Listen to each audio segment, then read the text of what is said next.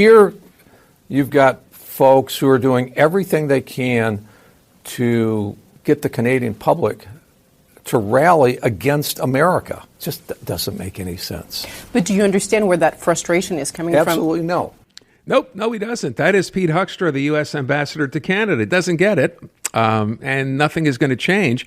He has not, as I said earlier, endeared himself to Canadians. That's pretty obvious. But we have apparently now reached the point where about 100,000 people have rallied behind a petition to essentially have Pete Hoekstra, the U.S. ambassador to Canada, removed from his role and for all intents and purposes, I guess, declared persona non grata by the Canadian government and then basically have him removed as ambassador. Elizabeth May is leader of the Green Party of Canada, MP for Saanich, Gulf Island since 2011, and she is taking this petition to the floor of the House of Commons. Ms. May, thank you very much for your time today. Well, thanks, Aaron. Can I ask you why you got behind this? Because it would seem to me, first of all, unless I'm mistaken, this has never, ever happened before in Canada. We have expelled diplomats, but typically from countries we are having, problems with or espionage related like China and India. But we have never declared a sitting U.S. ambassador persona non grata. Why have you taken this on? Well, first, let me explain that I take on every petition that passes the Parliamentary Office of Petitions. Citizens in this country and any Westminster parliamentary democracy have the right to put forward a petition. And what's different about a parliamentary petition is the government is required to give an answer within 45 days. So it has to be a petition that is within the realm of the authority of the federal government. It has to be worded a certain way. If the Office of Petitions says it's an acceptable petition, it's actually under our rules. I'm not allowed to say if I agree that Pete Hoekstra should be declared persona non grata and essentially fired.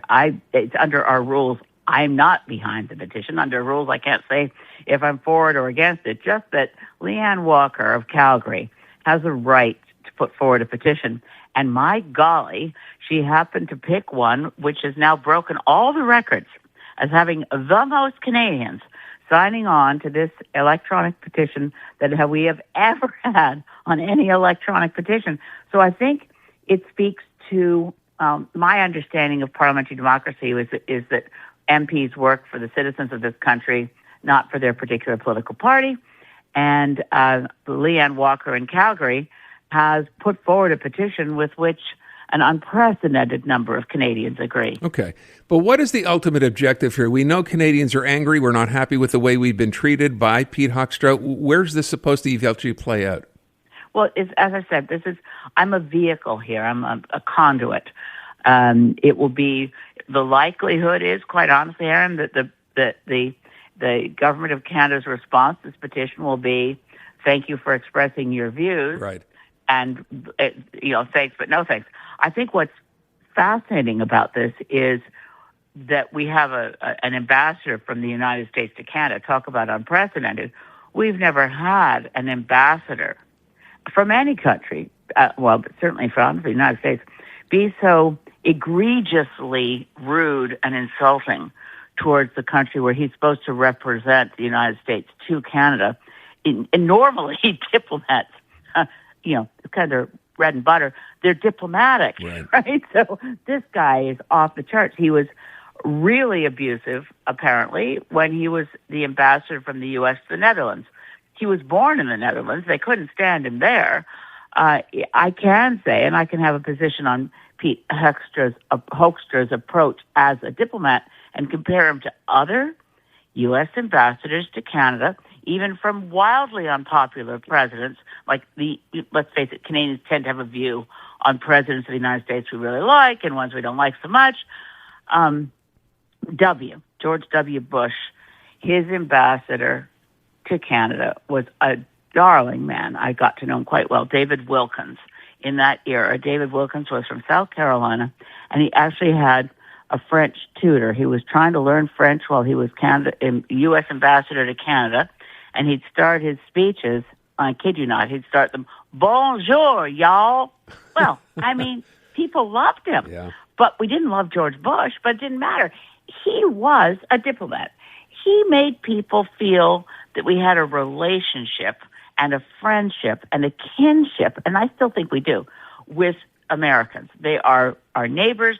We will go to bat for them. We will go, if they have wildfires, we're going to go there and our firefighters will risk life and limb to put out wildfires in the United States, whereas we get Trump threatening more tariffs against Canada because smoke crosses borders. Yes, it does, Mr. Trump. Atmosphere is global, and climate crisis is global. And thank you very much. There's not anything we can do but try to put out our fires here.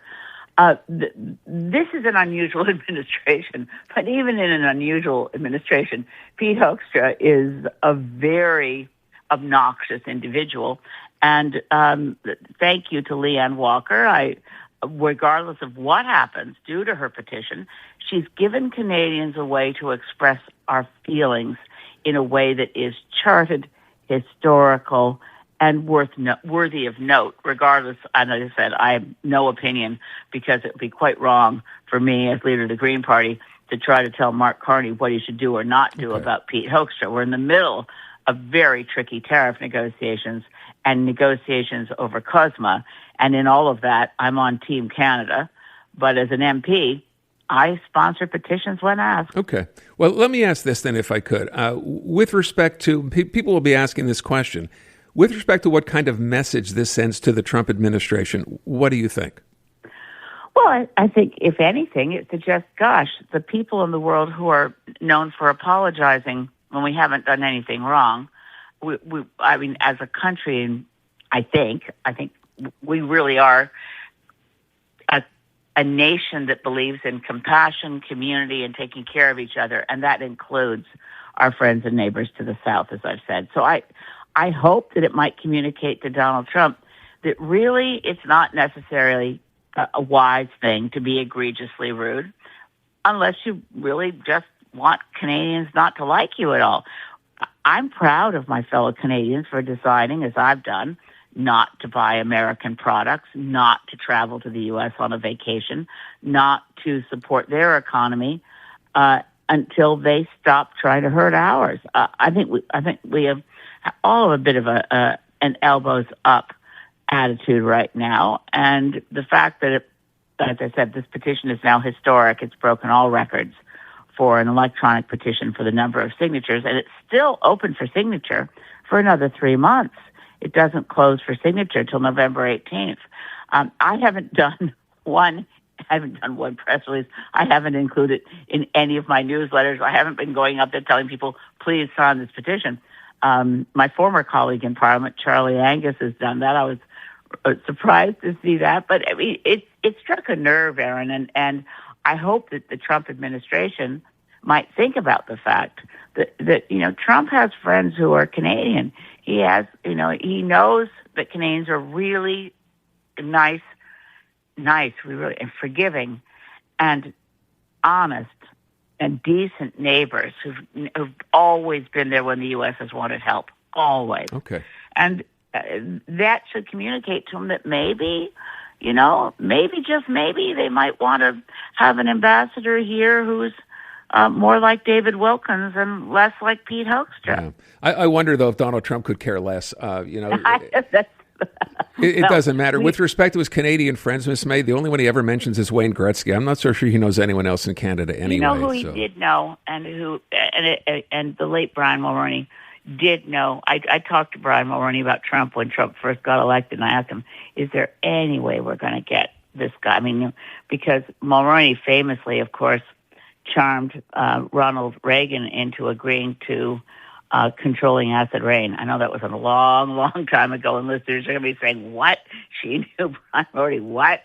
But I've known, I've known people for a long time because I've been working on environmental issues for longer than I've been in politics. I've known U.S. presidents. I've known Canadian prime ministers. It is true. You're right, Aaron. Donald Trump is, well, you'd say in Latin, sui generis. There ain't any others like him. And for that, I suppose we can say thank God. Yeah. I want you to just hear what Scott Reed said about this. I think he has a rather interesting take as to how he thinks this might actually help Mark Carney in our negotiations. Go ahead, Brian. It provides the prime minister with an opportunity to publicly say no and to turn to the White House and say, there's no way I'm going to pay attention to this. And that is the right answer. We may find Pete Hoekstra objectionable. We may think he's the most undiplomatic diplomat that has ever walked in expensive shoes. But the reality is he's the representative of the United States of America. He has not committed a crime. He simply says things we dislike and we find offensive. That's an opportunity, I think, for the Prime Minister to say to Trump, I'm not going to bend into any of that kind of sentiment. And that maybe wins a little favor with the president and perhaps puts a little grease on the rails as we try to slide toward some kind of positive outcome and an agreement. There's an interesting take, huh? Yeah, and I don't disagree with the words Scott just said. I mean, thank you for sharing that with me because I hadn't heard it. As I said, I don't have a position on this. Declaring someone persona non grata and throwing them out of your country is extreme. I don't expect Mark Carney to say, oh, good idea. Yeah. Thank you for this petition. But I do think, because it's vital in a healthy democracy, that Canadians not feel that we just give up, that we have nothing we can do in the face of multiple, the world of poly crisis. We're facing a lot of things all at once. And the one thing we must not surrender is our own sense of power in a democracy to make a difference. And whether the difference it makes is giving Mark Carney a new talking point or just making sure Canadians feel, I saw this petition from Leanne Walker from Calgary, and good honor. Right. If that's all it is, it's a positive force in a democracy to know that you are not powerless. Every single one of us can do something for economic sovereignty, to protect our country. And, Mike Myers, elbows up, I'm still there. I wouldn't have given up the digital services tax. I wouldn't have renegotiated the Gordie Howe Bridge. But it's impossible to find a right course of action when a president is, as Donald Trump is, an attention-seeking, narcissist, egomaniacal, unpredictable, poor choice for president. But he was chosen in another democracy. Doesn't mean I don't love the United States. It doesn't mean I don't love Americans. It just means we've got a real challenge as a country to hold on to each other, protect our own economy, and help our own friends and neighbors. Ms. May, I appreciate your time. I thank you so much. Thank you, Aaron. Thank you. Have a great day. You too. Elizabeth May, leader of the Green Party. By the way, that petition is going to be presented in the fall. There's a long time. It's at 100,000 signatures now. Imagine what's going to happen within 3 months from now. But at the end of the day, to what she said, it will make no difference at all. But at least you get to say you don't like the guy. That's so Canadian. You've heard the chaos. Now you can see it. Oh my God. Watch all your favorite podcasts from start to finish right inside the free iHeartRadio app. Gets the blood going, huh? Catch every laugh and eye roll on shows like the Tom Green Farmcast and Park the Bus. Now with full video. We're building a ramp for Tony Hawk. It's the same hosts and the same chemistry with all the hilarious moments you've been missing right on your screen. Cheers. Open the free iHeartRadio app, search video podcasts, and tap watch